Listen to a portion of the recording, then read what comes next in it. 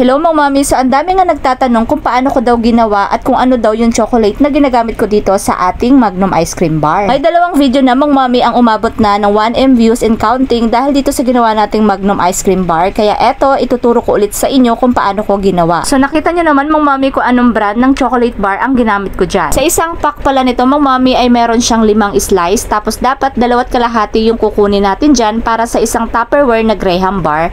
Kaya lang sabi ko baka mabitin, kaya ang ginawa ko 3 na lang yung slice na kinuha ko. Dahil mas okay na talaga yung sobra kaysa bitin naman. Kasi kapag may sobra ay pwede naman natin yung itabi. Tapos ayan nga mga mami, hiniwa ko lang yan ng maliliit. Tapos sinalin ko na yan dito sa ating lagayan. And then nagpakulo lang ako mga mami ng kaunting tubig dito sa kawali. Pagkatapos pinatong ko na yan dyan ng kumulo na. Pinaininan ko lang yan mga mami sa mahinang apoy na para ka nagpainin ng sinaing ganun. Lalagyan pala natin ito mga mami ng mantika at yung ginamit ko ditong mantika ay itong vegetable oil. At ang sukat naman na ilalagay nating oil dito mga mami ay 1/2 cup. Pero ang katumbas nito mga mami ay 125 ml. At dahil nakapaglagay na tayo dito ng mantika, haluin lang natin ito ng mabuti. Tapos ayan nga, may natira dyan kanina ng konti, kaya ito nilagay ko na din dito lahat. Ikwento ko lang mga mami na nung una kong paggawa nito, sa first try ko talaga ay grabe, ang palpak talaga ng gawa ko dahil nilagyan ko ng tubig. At kapag ganito na yung kanyang consistency mga mami, ayan, pwede na nating patayin ng apoy. Tapos hayaan lang natin siya dyan habang maglalagay nga tayo ng mga popsicle stick dito sa ating Graham bar.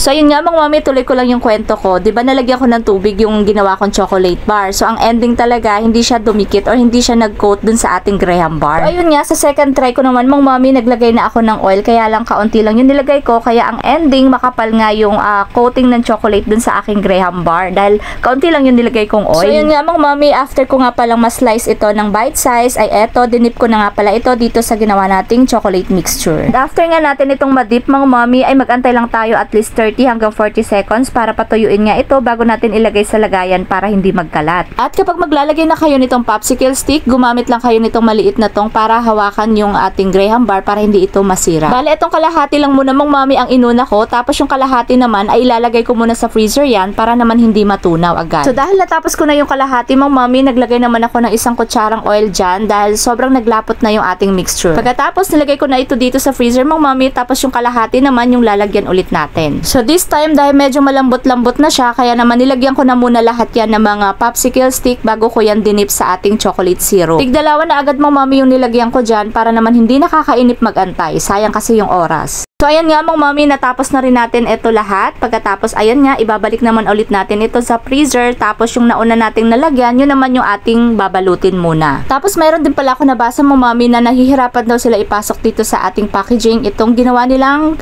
ice cream bar. Pero sa akin naman, mabilis lang talaga siya at hindi siya messy tingnan. Ganito lang talaga yung gawin nyo mga mami. Ilalagay nyo lang muna siya sa freezer at least 1 hour para tumigas talaga siya. At kapag nilagay na natin siya sa packaging niya, ay hindi siya makalat or maduming tingnan. And alam nyo ba mga mami na pwede nyo itong ibenta ng 20 pesos kasi matrabaho talaga siya. Pero ako, okay na sa akin 15 pesos kasi gusto ko talaga mabilis maubos. Tapos malinis na yung 200 pesos sa kinikita kong tag 15 pesos lang. So yun lang, sana meron kayong natutunan. Bye!